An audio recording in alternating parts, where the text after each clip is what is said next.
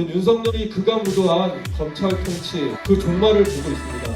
그런데 이 시기를 그냥 어영부영 지나다 보면은 대통령이 어떤 놈이 돼도 비슷할 수도 있습니다. 이렇게 탄압받기 전에 우리가 이제 해왔던 활동들 보면은 아까 일자리 뭐 타워 크레인 얘기도 드렸었는데 유사하게 덤프 레미콘 같은 경우는 수급 조절도 이제 했었죠. 그다음에 임금 협약도 맺었고 토요일 날 3시까지 일한다고 이제 목수, 형틀이나 철금 같은 경우는 단협을 맺었는데 그래서 아무튼 윤석열이 들어서 가지고 최대 우리가 이제 희생자라고 할 수 있을 텐데요. 꼬투리 잡을 것들이 있다 보니까 이제 그림이 나왔던 거죠. 이제 약간의 공군의 대상으로 건설노조가 어떤 국민들의 피해를 주는 놈들인 것처럼 호도하기 좋았던 거죠. 이제 다른 노조에 비해서. 그리고 우리를 자르고 압박하고 그래서 임금을 깎고 외국인을 막 쓰고 등등 하면서 공사비를 실제로 절감하면서 자본과 정권이 결탁하기 딱 좋았던 거고 또 그런 것들을 통해서 마치 개혁을 하는 것이냐 노동 개혁을 하는 것이냐 집권 초반에 자기 동력을 삼기 위해서 윤석열이 그런 짓을 했다고 봅니다.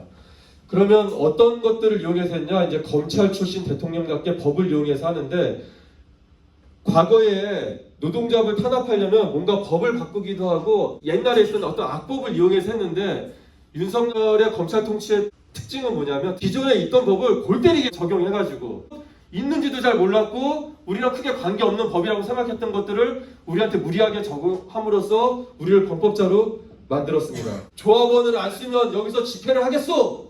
라고 말을 하면 공갈이라는 거예요. 그래서 근데 특히 뭘 하면 집회를 신고를 냈다가 합의를 보고 집회를 안 하고 그러잖아요. 그러면 그거를 이제 협박하고 그게 공갈이라는 거예요. 강요하고 집회 업무 방해하고 윤석열 들어와서는 이 공정위를 통한 탄압이 엄청 강도가 세서 이제 심각해지는 상황이 됐는데 이렇게 윤석열을 주저앉히는 것까지 됐죠. 그리고 조합원 고용하라고 하는 것들이 채용절차법 위반이다 라고까지 했습니다. 우리가 이제 해야 될 일은 박근혜 때는 보면은요 적폐청산 이런 말이 아주 사회에 많이 있었어요. 신문에도 많이 있고. 그런데 지금은 윤석열이 계엄에서 나쁜 사람 이렇게 되어 있지 윤석열이 실제로 어떤 나쁜 짓들을 했는지 계엄에 가려가지고 많이 이렇게 폭로되어 있지 않아요. 어떤 극악무도한 짓을 했는지를 대중적으로 알려놔야 어떤 놈이 나중 대통령 되더라도 건설을 정상화시키고 화물 안전운임제를 다시 도입을 해야 사고도 안 나고 그런 걸 안 하면은 대통령이 돼도 윤석열이랑 똑같은 놈이다 이런 인식을 갖도록 만들어놔야 윤석열 퇴진 국면에서 그런 활동들을 우리가 해야 된다. 어떤 걸 해야 되냐 우리가 법을 바꾸지 않고 정부 고시를 통해 가지고 우리를 못 살게 군 게 이제 외국인 관련한 문제입니다. 쿼터를 다 채우지 않는 이유가 다 불법으로 다 해도 아무도 처벌받지 않으니까 쿼터를 다 채우지도 않는데 그나마도 쿼터를 늘리는 시도를 하고 막 그랬거든요. 건폭물이 뭐 국토부 장관, 그다음에 한동훈이 법무부 장관 할 때 CCTV 양해동 열사가 분신했는데 마치 옆에 동료들이 이렇게 분신을 방조하고 부추긴 것이냐 그런 개소리를 하고 그런 거 아닙니까 나라에서. 그런 거에 대해서 되돌리고 ILO라고 국제노동기구가 있는데 이거는 ILO 국제노동기구는 노조가 아니고 UN 산하의 노사정이 같이 이제 있는 어떤 큰 틀에서의 노사 문제에 대해서 협의하는 그런 기구입니다. 노조가 아니에요. 거기서 한국의 특수고용 문제에 대해서 나라에서 잘못하고 있는 거다. 노동기본권을 보장해야 된다라는 공고를 했는데 물론 과거 정부들도 제대로 안 들었지만 윤석열은 완전히 깡그리 무시한 겁니다. 김문수랑은. 이런 거에 대해서 폭로해야 된다 지금. 그래서 다음에 대통령 되는 사람은 누가 되든지 간에 윤석열 때 이런 큰 잘못들이 있었구나. 이거를 정상화하는 게 잘하는 거구나라고 인식을 하고 그렇지 않을 수 없도록 만드는 활동을 지금 해야 된다고 봅니다. 지부 운영하는데 제가 뭐 토요일 3시 이제 사례를 말씀드렸지 않습니까? 그 외에도 여러 가지 일이 있는데 지부 차원에서 서로들 잘 이야기를 해서 이제 막 나가면 안 되고 같이 그러니까 결정된 대로 하고 또 고용투쟁도 지구투쟁을 건설노조 차원에서 어떻게 지원할 건지 그런 것도 같이 검토해봐야 될 거라고 봅니다. 한 4단계 정도로 나눠보면은 지금 탄핵에서부터 인용까지 그러니까 헌법재판소에서 이거 탄핵하면 된다. 윤석열 아웃 하는 게 지금 2월 말 3월 초 정도 됩니다.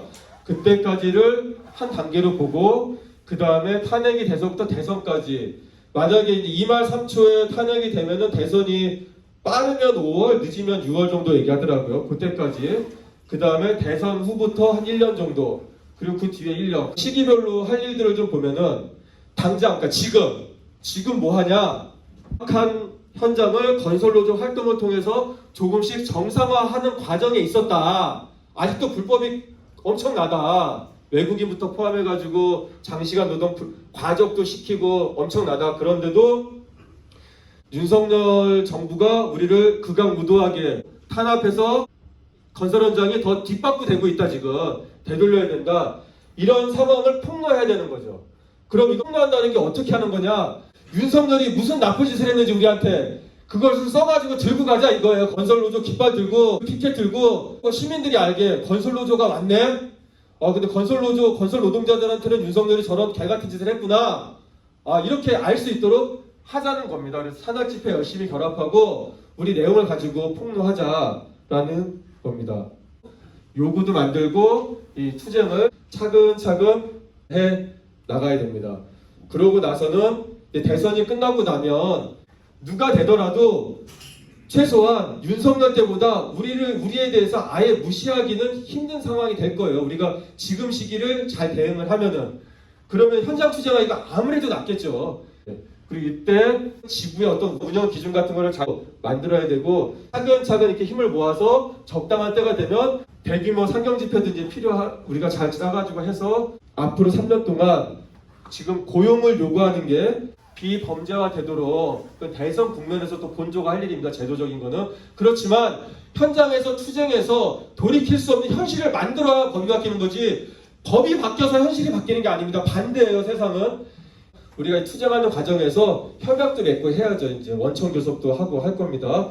특히 그런 거를 할 때 LH나 공공공사 관련해서 특별히 더 이제 해야 되고 특히 장비는 아까 과적도 바꾸고 여러 가지 체불 관련해서도 법을 바꾼 게 많아요. 에어대급 지급보증제도라는 걸 노조가 만들었는데 지급보증서가 발급됐는지 관리 감독할 의무가 지자체에 있습니다. 제대로 된 법을 지켜라. 그것도 안 지키기 윤석열 잘못한 것 중에 하나죠. 노동조합이 이런 활동을 함으로써 건설노조가 사회에 도움이 되고 올바른 조직이고 사회를 좋게 하는 단체구나 이런 인식을 또 갖게 해주는 거죠. 전기도 2년에 한 번씩 회사가 바뀌거든요. 자기 한전이 아니고 이제 한전 하청회사 다 일하는데 뭐가 많이 바뀌었어요. 관련해서도 우리가 한전과 교섭을 잘 해야 됩니다. 이게 며칠 전에 했다는 그 부산 레미콘 그 판결 갖고 건설기계 노동자들의 노조법상 근로자 제의를 인정한 사건 판결을 환영한다고 4.3이나 5.18 이것도 물론 지난 일이지만 그게 또 현재 일이기도 하지 않습니까? 앞으로도 그런 어떤 사회적인 일 그리고 다른 노조 일들도 이 크게 보면은 다 연결되는 거 아닙니까? 우리 2025년도 밝은 마음으로 힘차게 함께 투쟁하면 좋겠습니다. 감사합니다.